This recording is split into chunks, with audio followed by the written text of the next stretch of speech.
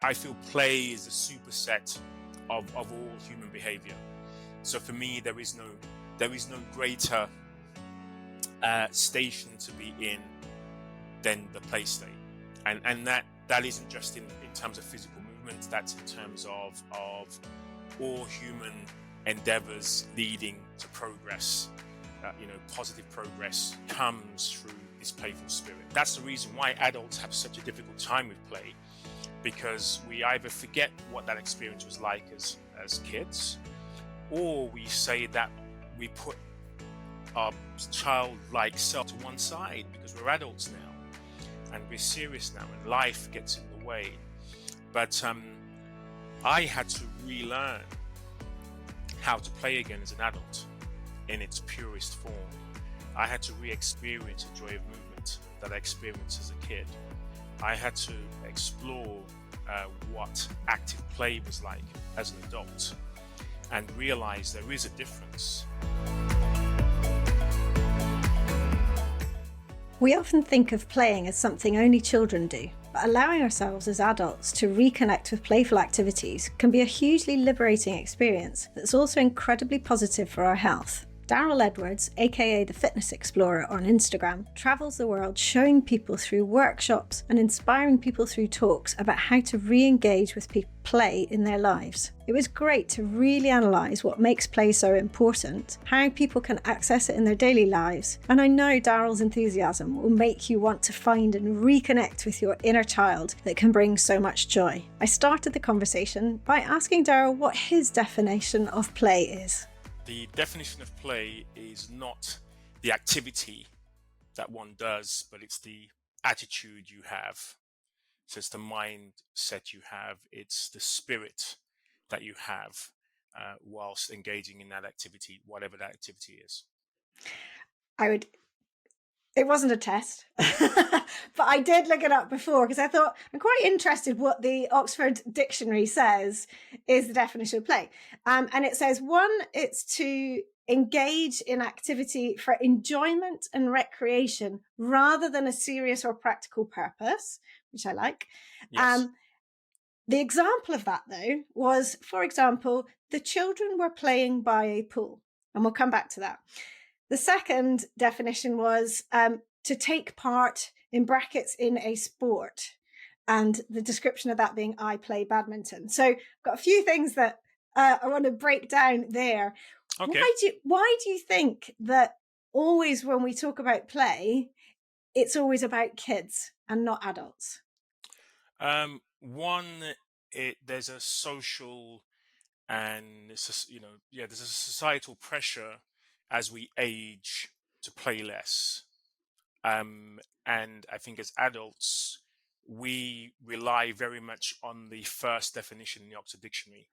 And you yourself said, Wendy, that you like the definition of, things that are enjoyable and not that serious. Yeah. And actually, play to a child is very serious. It's one of the most serious pursuits a child will undertake.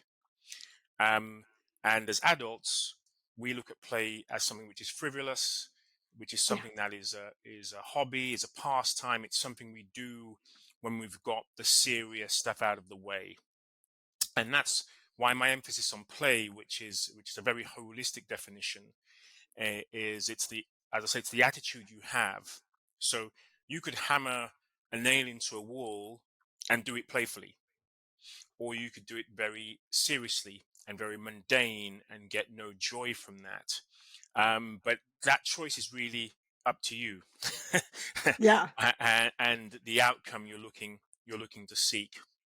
So I think that's the reason why adults have such a difficult time with play, because we either forget what that experience was like as kids, or we say that we put our childlike self to one side because we're adults now and we're serious now and life gets in the way.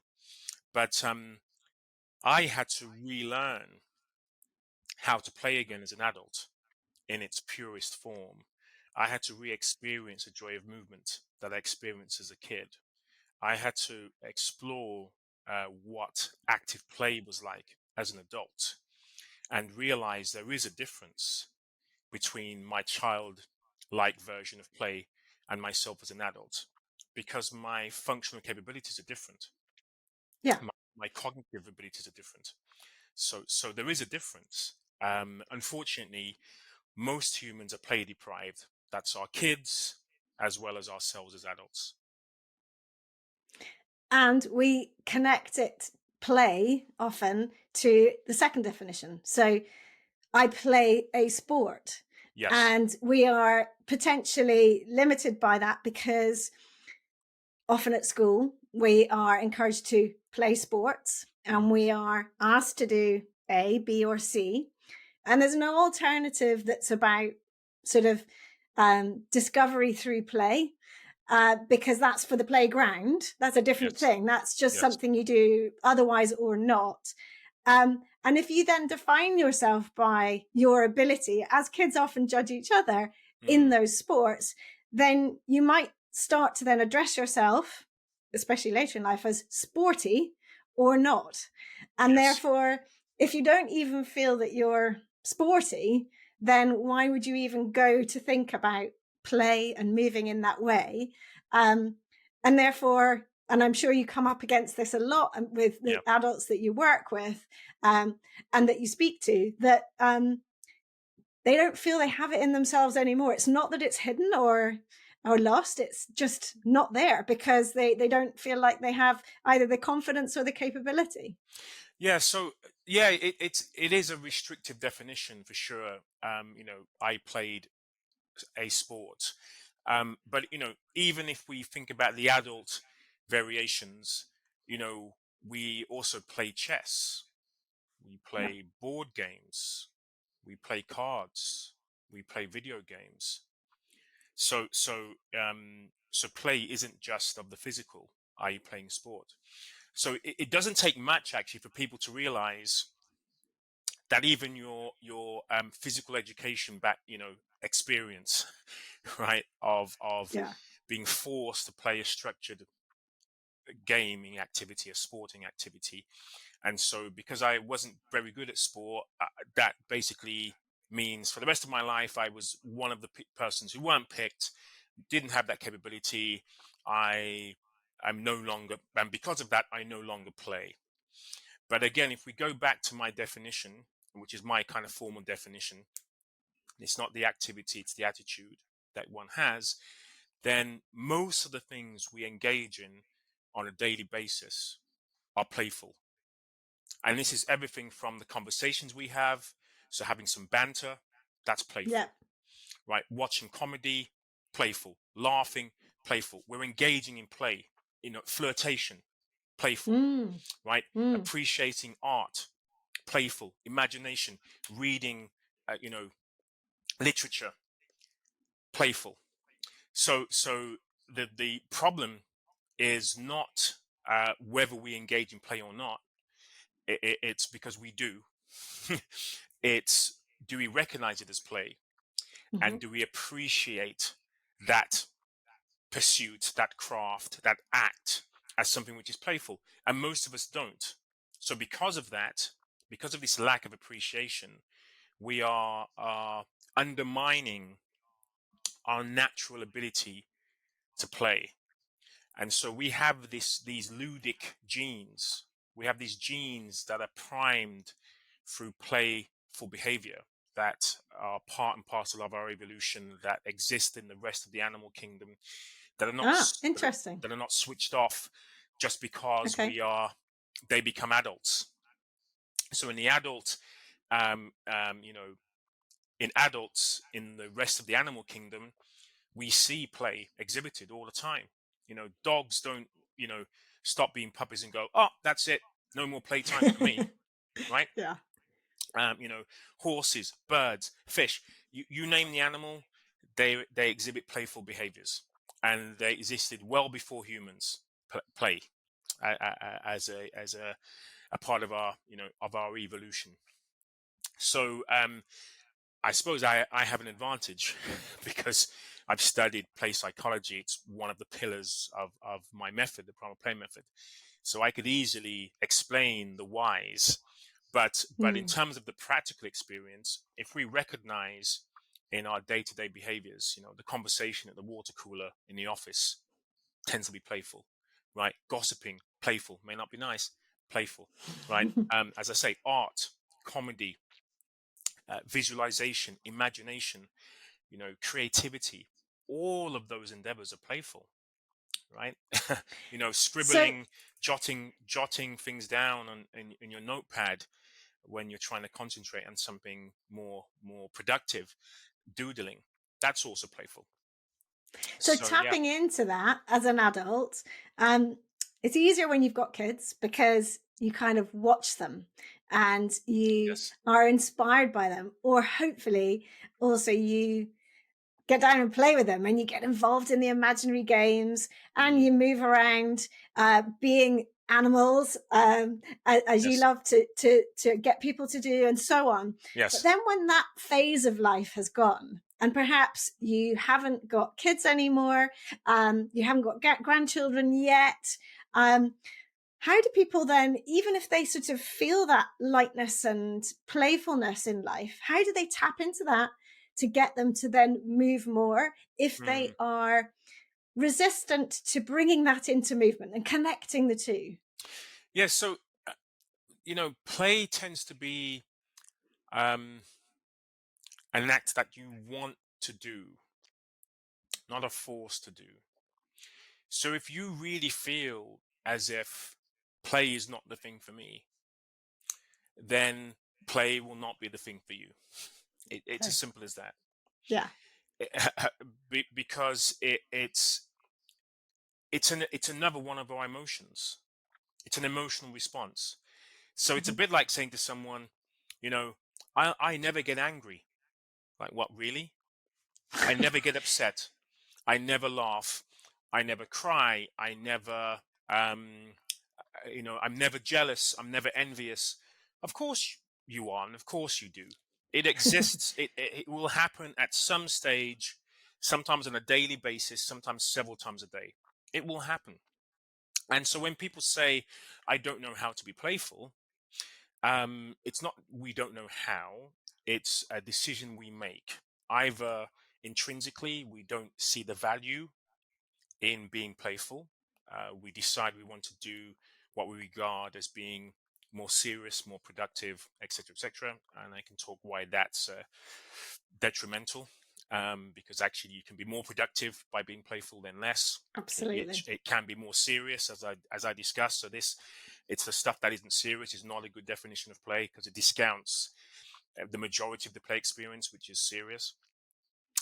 Or it's extrinsic. It's external to oneself, which is, do I feel that I have permission to be my playful state self And in presumably this that's environment? quite affected by the environment, by the people Yes. around you, by those social norms that you Yes. feel potentially pressing in on you, and the what's someone going to think of me when Yeah. as a child you don't have a second thought, Yeah. whereas Yeah. an adult, that's the sort of that big barrier that we need to crash through Yes. if we're just even the slightest bit tempted to have a go.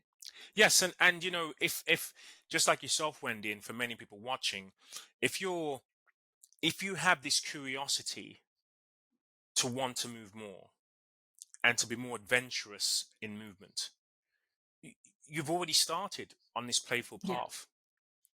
And what we have to consider is play is the experience and the journey, not the outcome. So you don't finish with play, you start with play.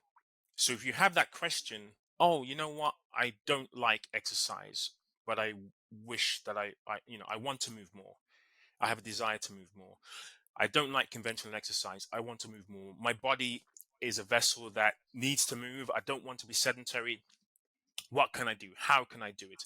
If you have started on this journey, if you're listening to this podcast, you've already asked yourself that question. You're already, doing certain things that are expressing your physical self through movement.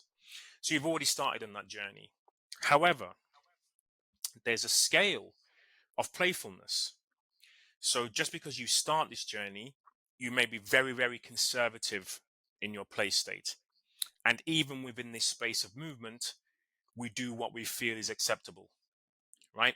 so we're kind of told, yes, these are the things you should be doing. This is how you should be doing them. And we go, okay, yeah, that's great. I'll conform to these things that I'm being shown, prescribed. This is great, and I'm having a great time. I'm having fun. So I feel as if I'm playing. But then you have this more expansive, uh, um, infinite variety of opportunity, and that's where you are really exploring your kind of higher level play state. And so, sometimes we feel compelled to be the second variant Yeah. when we really need to work on that. So for Mhm. myself, people assume sometimes when they meet me that I've always been into movement, I've always been into play, I've always been a naturally playful embodiment of a playful person. Maybe I've worked with kids, maybe worked in the play space. That's not the case. My background was working in investment banking as a technologist, very serious, very hardworking, a meritocracy. Don't laugh at work or you'll be fired. We're here to make money, blah, Right. blah, blah, blah, blah. So, Bums on seats, sedentary all day yeah, long. bums and seats, sedentary all day long, poor diet, poor sleep, you name it in terms of lifestyle behaviors, most of them very detrimental to one's health.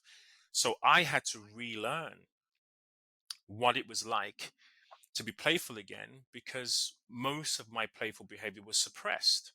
I conformed, becoming an adult, choosing a vocation that I was very good at, that I enjoyed. So I'm not going to say there was no enjoyment. There was a lot of enjoyment from my vocation for sure. As a programmer, I felt that I could be I was being creative, I was problem Absolutely. solving, and I was making great money for it. Great. But there was a part of me that was suppressed because, again, myself making the decision that no, I need to grow up, I need to be professional, I need to conform to societal norms, professional norms. And then there's the what others expect of me. So in other aspects of my life, I need to conform. So if I'm going to move more, I need to join a gym and I need to follow a program or buy the magazines or engage with a personal trainer. And I need to do the things that I can see everyone else doing. And can I Yeah. ask what was it that made you decide that you had to move more? Because I was sedentary and unhealthy. So I had high blood pressure. I was pre-diabetic. Okay. I had a really poor lipid profile, meaning Right. high Yep. elevated triglycerides and cholesterol, so increased risk of a heart attack. So my And colleagues in their and early 40s were dying of heart attacks. and at what sort of age was that for you, if I can ask? That was in my mid to late 30s when I was Right. given this early warning that Wow. things weren't looking great for your health. And I was fortunate enough to have an annual health check that was very comprehensive. Like, you And know, and presumably at that point you won't you have been offered not the holistic side of things, but some medications and so on. medication. So if you were, why did you choose the other route, and how did you sort of lean into it or find out more about it? Why did it resonate more? Well, I knew, at least for blood pressure, I knew that exercise could help. Okay. So I wasn't exercising. I was sedentary. I didn't know anything about dietary interventions or stress management or anything else, but I did know those who exercise more tend to have better blood pressure control. I Yeah. knew that headline, and I asked my doctor, rather than me taking blood pressure medication, will exercise help me? And my doctor said it may do. Okay. Do you exercise now? No. Start an exercise program and see what happens. So Great. I was fortunate enough to have a doctor that was like, yeah, you can give this a try. You have a window of opportunity Yeah. where you can delay taking the meds. But if that doesn't work, which is it's likely not to work, you need to go on the meds.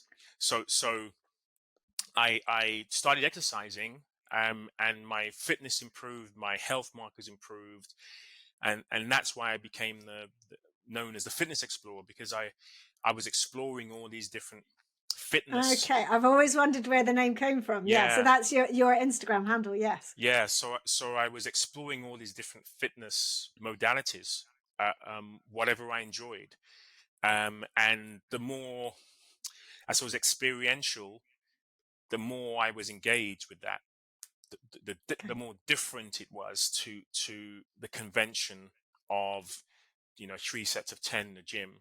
I was like, I want to find out more about this. So I was exploring lots of different fitness modalities. I was blogging about them, and my health was improving. So I had a very early indication of the power of Yeah. movement being medicine, of Yeah. being great for prevention, of being a great therapeutic tool. And I was more impressed with that aspect of movement than I was, look how good I am at doing blah. Yeah.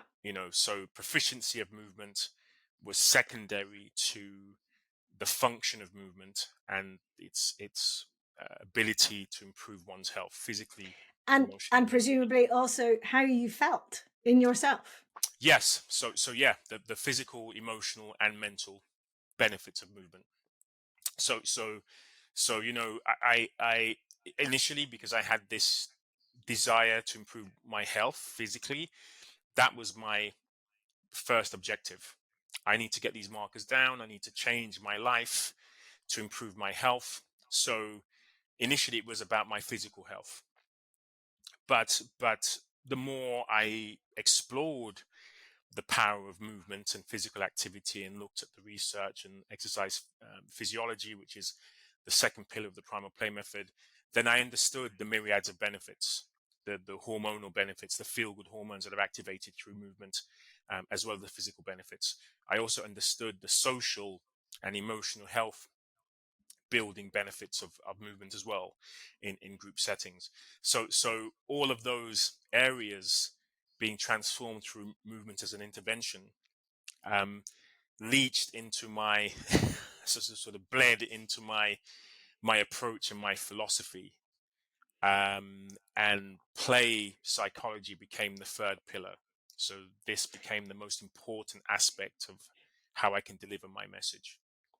And tell me, were you still working in the bank at this point, or had you left by then? Because what I'm Yeah. interested to ask you about Mm. is what your colleagues thought. Or if Um, not your colleagues, your friends and so on. yeah, so my colleagues were very interested in what I was doing, because I started um, engaging in a kind of a precursor to CrossFit back in the early 2000s, and so a lot of my workout sessions were just so different to anything anyone else was discussing about fitness. So that in itself, people would see the transformation. They would ask me what I was doing, Hmm. and I would say, imagine back in the early 2000s saying, "Oh, I'm using a kettlebell. What the heck's that?" Right? Yes, You no know, idea. what's that? I'm doing, deadlifts. What's that? Olympic lifting. What's that? I'm trying to do handstands and walking in my hands. What? Rings. Put, so so I started in this area, and I remember adding, my first experience really with using animal moves as part of my fitness in the early 2000s, bear crawls being the prime example. Again, people are like, what do you mean crawling on the ground? So I was fortunate to have this exposure to this breadth of movement and being very passionate about it. So when people would ask me, I was like willing to share this Yeah. message, evangelical about it, like, you have to do this, it's so amazing. And so it was very easy, especially to my colleagues who were driven, who were Yeah. who were very type A personalities, Motivation self-disciplined, came easy. motivated, Yeah. motivated, very outcome driven. So if we do this, we'll get that. Yes, okay, I'm doing it. Simple as that. So it wasn't difficult discussing that especially when people could see day to day the transformation, me looking better, me feeling better, me being an advocate, I suppose, Absolutely. for more physical activity, more exercise. And as I thought about changing career, so I started to cross train. I became a personal trainer. I studied exercise physiology.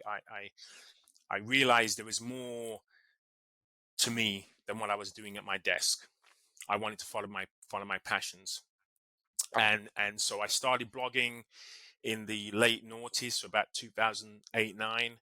I started blogging as a fitness explorer. That was my old website, and that was recognizing there was an audience who were keen to engage in what I was posting daily. So I'd post my workout of the day, and I started to incorporate these more playful activities. So I started incorporating some of these animal moves and doing pull-ups on trees and these type of activities. And people be like, that's great. Going outside, I wanted to be not always in the gym.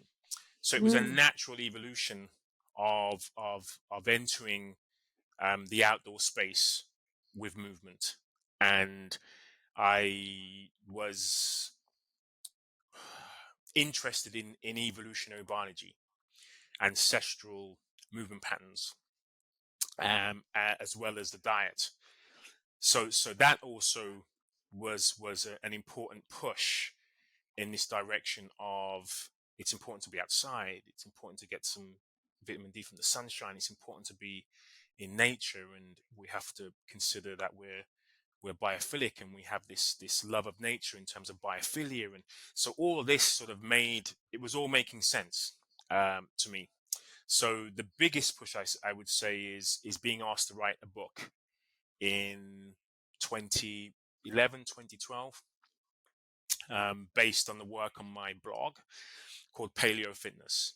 So that was Okay. my first published book in 2013. And I took all of my inspirations and put it in that book as a kind of a structured workout, very regimented, lots of research, lots of kind of homage to our evolution and how humans should move, blah, blah, blah, blah. So that was really the springboard of me going, maybe there's a life to this. So I left banking a couple of years earlier, figuring my way out, but having that published book really sort of opened some doors, and I realized I have a future here. And Yeah. I presume you realized that the message was held importance, that people were wanting more as you did, Yes. and perhaps just needed that inspiration to think differently. So Yes. you'd done the work for them, you'd done the research, you've done the deep dive, and they could then just hopefully absorb it and imbue it, and become part of them. Yeah, for sure. It's part of it's part of our human experience. Storytelling, telling stories, and I found that was a gift of mine that I didn't know I had, but I could explain and narrate this journey, one of myself, from sedentary, not liking exercise, to falling in love with exercise again, because I quite loved exercise as a school kid. I quite liked PE. I enjoyed when it was on the timetable. I can't lie. I'm not going to say I hated exercise, because I did. I loved moving as a kid, as a teenager, and then loved being sedentary. Absolutely loved it. Then loved falling in love with exercise again. And then I had this second phase of falling in love with movement again. Yeah. So exercise was certainly my gateway into improving my lifestyle. But then I realized movement is broader. Yeah. Movement is more accessible. Yeah. And that was my sort of second leap. So exercise was my first. movement was my second, and then I would I'm with you say on that. playful movement was my third, and final sort of positioning for me. Or maybe not final, but yes. I, You I, never know what's to come. yeah, I feel, and again, it's my internal bias, but I feel play is a superset of all Mm, human behavior. So for me, there is no greater yeah. station to be in than the play state, and that isn't just in terms of physical movement. That's in terms of all human endeavors leading to progress. Mm. Positive progress comes through this playful spirit. The fact that we have this technology here is based on somebody playing and recognizing the power of a 0 and 1. It can lead to something better. So what I find really fascinating is that you've got this love for technology. You worked in technology in the past. You've got a real understanding of how it can take us into the future. But at the same time, you've got this love for this interest in evolutionary biology. And yet, obviously, we're blaming the lack of movement a lot in society and so on technology, and the fact that technology is making us sit, which undoubtedly it is. It's making us be more sedentary. So it's quite an interesting balance you've got there between the two. So how do you see technological advancement in terms of where are we going in the future, Darryl? What's going to happen, and how do we make sure that we don't lose people and more people than we are, because they are moving less potentially because of technology? Well, I have quite a dystopian vision of the future in relation to our use of technology, but this started from pretty much the cradle of civilization. This where we are today is just the cumulative effect of our reliance on technologies since the very beginning. So from the invention of the wheel, use of fire, from agriculture rather than hunting and gathering, to congregating in cities, to the Industrial Revolution and working in factories, to supermarkets and fast food and the wireless or the radio and books and TV and now the internet revolution and digital revolution. So this has just been a pretty slow progressive slope of inactivity, and so like at most phases of one's life, it was always better before and now it's the worst it's ever been. And in relation to physical inactivity, it is the worst it's ever been, no doubt about it. A significant amount of research endorses that fact, both for ourselves as adults, for ourselves as children. We're moving a lot less. We're moving moving a lot less even since the COVID pandemic. So we're which is ironic, because obviously we're all desperate to get out and move, because we felt like we were being absolutely corralled into these spaces and held in, sometimes only let out for a certain amount of time. You would have thought that the effect of that would be freedom, outside movement, and yet it hasn't been. It hasn't, and I understand why. I will posit that I spoke in my TED talk why working out isn't working out, and I discuss this in quite some detail, but I'll summarize it here.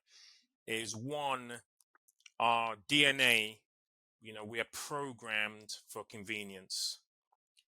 So because of that fact, we and energy conservation, we're like happy in that state. So give one a comfortable armchair, we love it.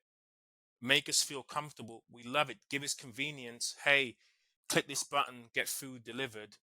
Hey, bingo, I don't have to go and select food myself. No, you don't. Great. I'm sure in the future we'll be able to click a button and there'll be a robotic arm that will go, hey, open your mouth, shovel the fruit in, right consistency, the right portion size, cooked perfectly, just how you like it. I'm sure that will be our future, even to the point where we may not even need to chew our food. It will probably be in pill form or IV drip.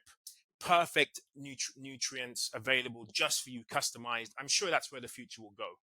No doubt about it. And most of us will love it. We'll complain, oh, it's not the same as it used to be, but we'll love those conveniences. And it's not our fault. That's how we're driven. That's how we're wired. We have Stone Age bodies in the 21st century world. And that's the reason why. So we will sign up to gyms, even though we know they're good for us, but we won't use them. We will download apps on our phone that will encourage more movement, won't use them, we'll ignore them. We'll pay personal trainers, don't utilize them to the fullest extent. That will happen for the majority of individuals. There will only ever be a minority that will constantly buck the trend. That's just an unfortunate part of the world.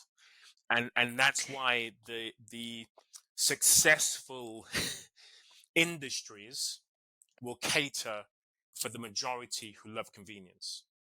So just to prove that point, think about the most successful current industries at this part of the 21st century, all centered around convenience, technology, entertainment in the home, Amazon retailers in the home, because of the convenience. That's the reason why. Absolutely. Even though the experience might be better if I was to go out to a store and have a look at the items and try items on, and even though that's a better experience in many, many ways, we will say, too much time. I would rather have a more convenient process, even if the quality isn't as good. Similar to food. Many people will say, it's great to go out and to a restaurant and have really nice meals, or even better for me to cook those meals at home and know exactly what's going in there. But if I could just get something bundled in a piece of wrapped up in plastic and I can pop it in the microwave and ding, and it's ready in 3 minutes, I would rather have that, even though it's not as good a product. So because of this state of the human condition as of today, you have to be a rebel if you want to be comfortable with discomfort, if you want to push away from convenience, because all of the things we do, all the things that I do in relation to moving more, none of them come easy. All of them are inconvenient. and I think that's so important to always express, because ever I look on the internet, it's all about hacks. It's all about, because that is what we're looking for in those comforts and conveniences. We're looking for quick ways to make something easier, get to the big result without any of the work. And with movement and with anything that you want to achieve, if you don't put in that work, and the work is the wrong word. It doesn't have to be work. It can be very, very, very simple. And I talk a lot about the fact that all movement counts, because we've got so many studies about sort of the benefits of exercise and going to the nth degree. And yet, even just countering what you've just been saying about stopping off one stop early from the shops, carrying our shopping bags rather than leaving them somewhere until the end of the day, because they're now offering services for you to leave your shopping here so you can keep shopping rather than carrying, all these small things that everyone knows about, but no one does. Even those tiny, minute bits can be the difference between ill health and being well. Even that simply can make a massive shift in the dial. And yet I just don't think. And so when I say the word, as you do, movement, rather a lot. And sometimes people always say, well, what do you mean? And actually, when it comes down to it, movement, it can be playful, it can be fun, it can be a form of exercise, or it can be just moving from A to B differently. And it's that, and so that's my link to what you're describing today as play, is me thinking of a different way of doing something that I do all the time Yes. anyway, to mix it up, to bring variety, to create a different challenge in my body. And then that's what I convey to others. So for example, if you're going to pick something up off the ground, you're going to do that anyway. Try to stop and think, how can I do this differently? Yeah. And I think people respond to those sorts of micro movements because you could see it as hacks, but it's not. It's leaning into what you're talking about as this playfulness where you're being creative about the way you move. And then I always say afterwards, then applaud yourself for that. Have a little laugh at what you just did and show others that you can move differently. And that might then have a wider effect. And I think that ripple effect, that's so important, that and movement really does create movement in others. It creates it sort of intergenerationally with partners, with friends, and so on. And I love watching your videos where you're in the park or you're out and about and you get down and you do a bear crawl. And I rarely look at you, but I look at the passers-by faces, because I always think they're the funniest, because they always kind of stop. And I remember when I was doing my certification, we were all like balancing on beams and rolling around, and the people nearby were just stopped staring like, what on earth are you doing? But they were interested. They stopped because they wanted to know, they had that, there was something, it would spark something in them that there was an interest. And that's what I think. So how do we get people to lean into that interest, if you see what I mean? How do we get people to give it a try? So how do we get people to lean into that little bit of interest they've got when they see you playing around in the park, or they come to a workshop of yours, or they hear you speak and you get them to do a movement, and potentially, I hope, they feel a sense of freedom or something different that they haven't tapped into for a while? How do you then, what would your advice be to people to then take that forward, even just in their day-to-day lives, not accessing anything that we do, but just how they can start to embrace that, to want them to do it more? So if it's just about moving more, right? If it's about moving more, then they just have to find a less convenient way of doing something. That would be my advice, whatever it is. So you go to work, your colleague is on the, two floors up, right? The most convenient option would be to pick up the phone and have a conversation, or probably even more convenient, that would be just to send them a text on instant messaging service. That'd be Slack, that would be the easiest option, right? Phone call would be a little bit more, discomfort. You'd have to hold the phone. Right? Then going to the lift to the third floor, and then taking the stairs to the third floor, right? Even just to see if they're there or not. Oh, they're not even there. Got to go back down, right? So Brilliant. So every bit of inconvenience you can add to the task increases the amount of physical work, and I mean work in the, GCSE or GCE O level physics equation of what equates to work, right? The sort of physical labor it takes to perform that activity, that enables you to do more, right? So, and you can use that very simple equation for every task you have. Okay, right. The grocery store, the supermarket is 15 minutes away. By car, it's a 45-minute walk. Can I do that? Do I have the time to do that? Yes, I do. Could I bring the shopping bags back? Or maybe I've got to get, an Uber back or the bus back. But at least part of that activity, there's been more work done, more physical activity done. So that's the first thing that I would suggest. And you could use that very simple litmus test for anything you do, right? So I know your emphasis on getting up and down from the floor in different ways, right? Spend some time sitting in a squat rather than on a chair, spend some time sitting on the floor rather than in a squat, spend some time, sitting in different positions rather than the position that you'd like to sit in. So all of those, it's almost like an infinite variety of these micro changes you can make that are going to deliver benefits. And you can scale that up to almost anything that involves physical activity. The second, which is about this gravitational pull towards something which is more exciting, engaging, that releases joy. You have to find what is joyful to you. That is the easiest for you to access. So for me, I would say, without any doubt at all, it's music and dancing. If I was kind of nirvana would be utopian world, would be a DJ playing the music I want to hear 24 hours a day, where I wouldn't have to sleep. Right? I would be moving 24 hours a day, no doubt about it. And if I could be somebody could feed me grapes whilst it's happening, or something, some sort of sustenance, great. But it makes me think of that reel that you did where the music stops. Yeah.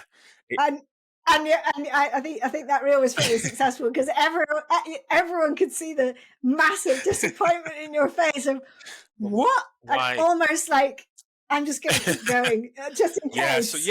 So we all have something that we really love when it comes to physical activity. And can I just stop you there on the subject of dancing? Yes. It's a really interesting one, because most people will have danced at some point in their life. Yes.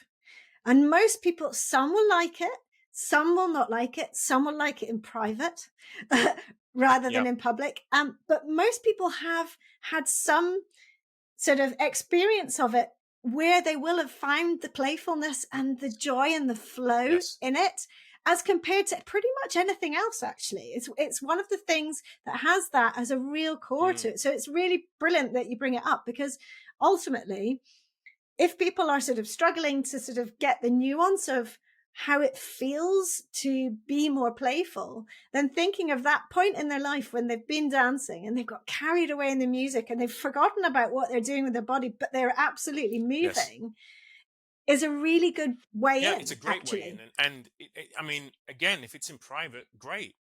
If it's in public, great. Doesn't matter. Put on some music. No. I say to my, some of my clients, I'm like, play a song you loved when you were 15 years old, or that you will always get up and dance to when you're at a wedding or some sort of celebration. Yeah. And fine, you might have some alcohol in you at the time, but what is that song? What is that feeling? Yeah. What will draw you to the floor that you're like, hey, come with me. I want to share this moment with you. And it could be, as I say, it could be a song. It could be a sport. It could be a game that you loved playing as a kid that you want to play again as an adult. So that's my second choice. I create games, or, remodel games that I played as a kid in adult form. That's pretty much what the Primal Play Method is. And so for me, that's the second most exciting of physical activities, after me dancing, right? I can't access dancing all the time. I would love to, but again, I can't force my love of a particular movement style and pattern on everyone else. But everyone has that something, and that makes it easier for you to one, access, makes it accessible, makes it sustainable. You want to repeat that. And probably the bonus is if you can find somebody to do that with, whether it's your kids, whether it's your peers, whether it's your friends, your partner, then again, it's a match made in heaven and you're likely to want to continue. So I play games, for example, because my playful state is gaming. And I don't mean this in the video games way, even though I do love video games. I mean this, and I'm constantly trying to create gamification of activities which are pretty mundane. So I'll do that for housework. I'll do that for going for a walk. So give us an example then of a housework one. Housework one.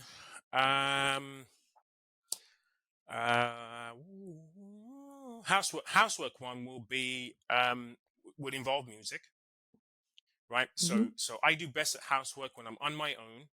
I can play music, and then I prefer interacting with objects where I've got to do a bit more work. So dustpan and brush, because I'll kind of get down and I'll be kind of boogieing whilst I'm like, sweeping up off the floor and reaching under. furniture Yeah. to sweep. So I'll enjoy the process of moving to music and doing Yeah. housework. Even doing things like the duvet, like almost creating a choreography while doing a duvet for the bed and stuff like that. So Getting yeah, lost in it. getting kind of like getting lost in it. So I get up. Another thing I do is I get out of bed differently every day. So Like that. I usually, I'm at that stage now where I get a little bit of that morning stiffness, like, oh my gosh, I feel like a really much older man. So I'm like, ooh. So I find the best thing I can do in the morning, almost my morning coffee, is like a kind of a jump out of bed. So it can be a jump out of bed, a roll out of bed, a crawl out of A bed, slither. a something out of bed. So Okay. that tends. So I always start off my day with some vigorous movement, which for me is very playful. So I kind of like, I'm like, oh my goodness, I just had a really great start, and then I'll. Yeah. So those were my two in-home activities. The mundane of like, the housework. Okay, this is how I can make it more exciting, especially if I'm on my own, because then I can play music that even if my partner doesn't like, who cares, because it's just about me. So it's music. Then I can dance in whatever way I like. I don't care who's watching, because it's just about me and doing the housework. and then the second one is just this like priming my day for movement. So I always start off with, I'm like, I don't really want to get out of bed. I'm feeling a few aches and pains, a bit sore. To, oh wow, I just like jumped out of bed I feel good. like I'm amazing. And then everything is up from there. Do you know what I mean? Everything is like a bonus. I'm like, okay, I started off doing that. What else can I do and seize the moment on throughout the rest of the day? So yeah. Oh, it's brilliant. Well, listen, it's been absolute pleasure chatting to you all about play, and you're so clearly passionate about it. You're doing lots of good, traveling the world, inspiring people, and I love following your work. So really, really grateful for you to come and spend time. And I just hope that we've inspired one person to do something a little bit differently, have a little crawl, whatever it is they want to do, or go and have a kitchen disco. So that's the main aim. So thank you so much for joining me to do that. Much. Yes, I don't know if you can see. Yes, there we go. Play human. Yes, and all of the links will be in the show notes. Darryl's little bio and everything, where you can go and find out more about everything that he has to offer. Books, there's cards, there's all sorts. And I would definitely recommend listening to his TED Talk, which is a really, really great. He summarized it today, but if that's going to inspire you, if nothing else does. So thank you so much. It's been fantastic, Wendy. Real pleasure.